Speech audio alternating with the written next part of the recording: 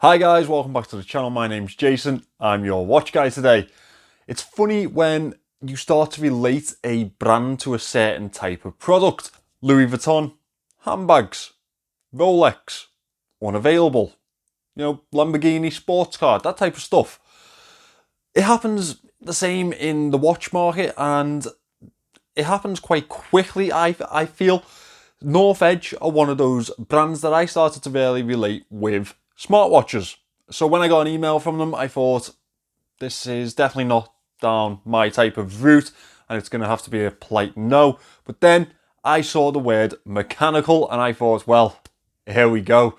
North Edge, you've surprised me here. I'm going to have to see what you're up to. North Edge have released their first mechanical watch, or as I'm aware, it is their first mechanical release. And it's a little bit different, as you'll see. It is an absolute monster. It is packed with a seagull movement, and it comes in below £100 on the Aliexpress official store. North Edge official store, I believe it is. It is linked in the description if you'd like to pick one of these up. That's an affiliate link, and this has been sent to me for free, just so you're completely aware of what's going on here. So, let me turn this camera around and let me introduce you to North Edge's approach into the mechanical watch world. So today we are reviewing a pretty big watch. Just for reference, this is the Cadison I unboxed yesterday. Next to it. Yeah, very big watch. So this is North Edge's Space X. Now, North Edge are actually a brand that I relate to smartwatches, AliExpress smartwatches. That's where I've seen them most. So when they contacted me, I was a little bit hesitant because I have had a lot of contact from smartwatch brands that want me to have a look at their products, and honestly, it's usually just, well, it's always a polite no from me, just because it's not really what I want to look at, and it's not something that I think you guys would be interested in either. So when North Edge got in contact, I thought, oh no, we're probably going to have to turn these guys down.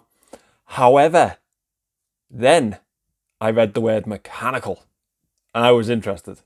So this is their Space X, and as far as I'm aware, this is their first mechanical piece.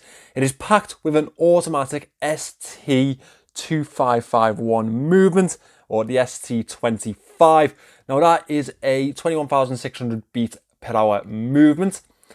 It has 45 hours of power reserve. However, I couldn't find any stated accuracy for it. It has been running quite well for myself. This one is obviously Chinese in origin, along with the watch, as it is from our favourite Chinese movement maker, Seagull.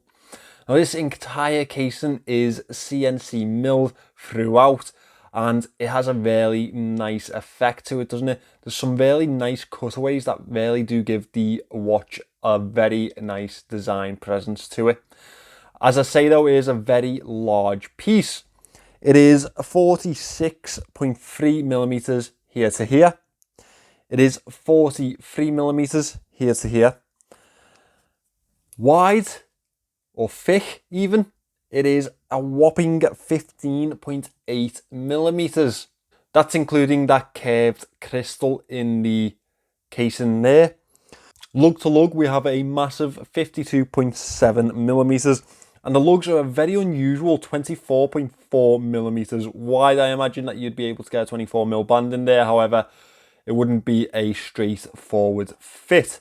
This is a fully stainless steel casing throughout. It is 316L stainless steel, and we have some very nice levels of brushing throughout this piece. As you can see here, we have a negative of the SpaceX logo on the side of the case, very much like the Invictus that we see. I think that some brands get this right, some really miss the mark with it. However, the people that are into this type of design, I feel like they'll probably enjoy this. The cutaways to the lugs are very, very nice. They add a little bit of flair to the watch, I believe, as well as these Allen key screws around the outer edge of that bezel and the cutaways in the center of them. Over to the side, we have a simple pull-push crown. It is one position, and that is for the handset that you can see moving there. The crown itself is very well designed for a big level of grip, and it is, as fitting with this watch, huge. Very large crown, very easy to get hold of. Comes away from the case quite a bit, as you can see there. We have a sort of concave in the center of there, an almost bowl-like design to the center of that crown, and a gear-like edge. As you can see, it is a screw-in case back, and as well as that, we have a display case back with that ST25 movements in the center, and it's actually quite nicely decorated on the rotor there. That adds a little bit of style to the watch, I think. Usual information around the outer edge of this case back as we flip it back around to the front. Covering the face or the dial of this watch, we have a curved crystal altogether. This watch is provided with 100 meters of water resistance, and for this style of watch, I think that's pretty much all that you're going to need. This is not a dive watch. It is certainly well, it's more of a fashion piece to me. Now, obviously, I don't mean fashion watch, I mean fashion piece. It's there for style. It's not there for a functionality of diving or any sports-like features. 100 meters is very apt to this style. As we move into the dial itself, you can see that it is a skeletonized dial, which shows a little glimpse of that ST55 movement. We can see the balance wheel down at the 6 o'clock here, moving away, and the power reserve is up at the 12 there. On the actual parts of the dial that we have Arabic numerals throughout the dial, aside from this 3 o'clock point here where we have the North Edge logo followed by SpaceX. Around the outer edge, we have a very useful minute track. Now, one of my issues with this style of watch is that they're usually very difficult to read, even down to the minutes. However, this one has a very intricate, well-leveled minute track around the outer edge. And following on from that, it has minute markers around the bezel of the dial itself, or the bezel of that chapter ring. We have lume dots at each hour marker, followed by the Arabic numeral. Those numerals are quite bold, easy to read, and it is completed by this handset, which I wish I could say the same for, but it is very heavily skeletonized with a lume tip to each in that sword style shape. We do have a really nice level of brushing to it, however, which is nice to see. Completing the handset is this pencil second hand, which is taken away quite nicely and does reach to the outer edge of that minute track, or the inner edge of that minute track, if you will. Now, one thing that I am interested to see is how the lume stands up on this piece, so let me get these lights out and let's have a look at it. Now, giving this one a very good charge, give it a good chance. As you can see, the lume dots are definitely much brighter than the numerals themselves. However, the numerals aren't the worst I've seen from AliExpress. The handset is well applied on the minute hand. I do think, however, the hour hand is slightly patchy. It is very much a AliExpress standard lume on this one, which it's not the worst that I've seen, if I'm honest. I've seen many worse than this one. However, if we compare it to anything mainstream, then it will definitely be coming up against some very stern opposition. So on this one, I'd probably give a 5 out of 10 for this lume shot. So following on from the head of the watch, we have it on this rubber strap. It does taper slightly towards the edge.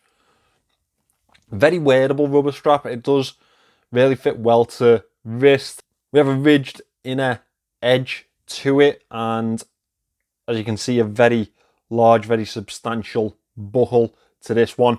Now, one thing that I do like that they've done is added a lip to the edge of the band itself, one keeper, and that will keep it in place, which is nice to see.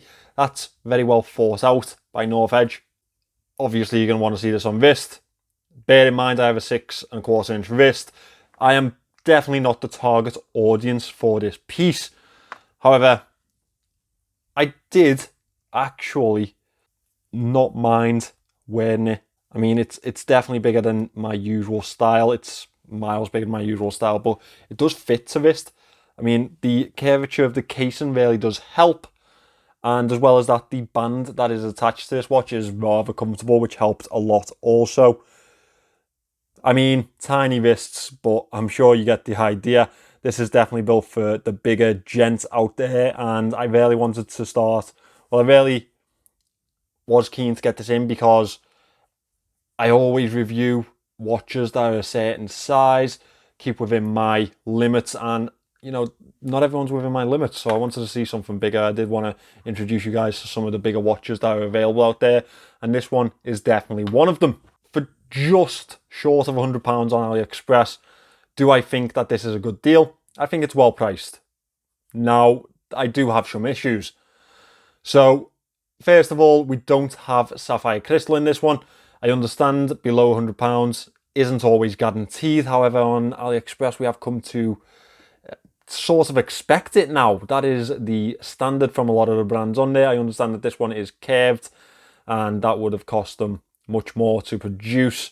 So I get why they've gone mineral, but it will not stand up as much as a sapphire crystal would, which is definitely a downside.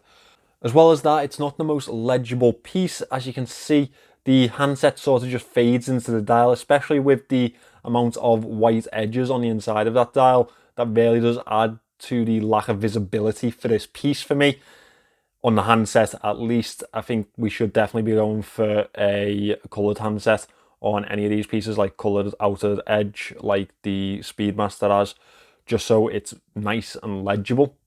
It is definitely on the bigger size, and that will rule out a lot of people. That has to be said. And finally, one thing that I was a bit let down by is the finishing on the cutaways. I understand that this is CNC produced, which, you know, isn't always the best standard. However, I would have liked to have seen a better standard than that. It is rather rough around the edges, that finish. Aside from that, £100, I think that this has a good stake in the competition on AliExpress, especially for the people that are after a bigger watch. Stepping up from £100, you're starting to look at things like the Feel Never piece that I featured on a short. I think that this is well priced, and if it's what you're after, then it will be perfect for you. It's not going to be perfect for everyone, but I do think that this will definitely have a place in the market, and I would be interested to see what North Edge do next. I think they're definitely sat in the type of market where they should be looking at adventure watches, you know, field style watch, a decent tactical watch, something like that. I understand that this is the route that they have taken this time around, but I feel like brand identity, definitely go for a more adventurous type of watch next time around. I feel like that will definitely suit them to a T. So guys, there we have it. As I said towards the end of the video there, I do really think that North Edge could have a very good stake in the market. However, I do think that with their type of, dare I say, heritage, they should definitely be looking more towards the adventure type of brand. You know, they should be looking towards that side of the market. So I would love to see their attempt at a field watch, an adventure style watch. You know, that type of vibe, I really do think that they do very well with. That being said, I do really appreciate them sending this in for me to have a look at and to introduce to you guys. If you'd like to pick one of these up, if you are this way inclined with a bigger watch, then I have a link in the description for you. Thank you to North Edge for sending this one in. As I say, I really do appreciate it. Thank you for watching this video, guys. Please remember to subscribe to the channel, and I'll see you in the next one.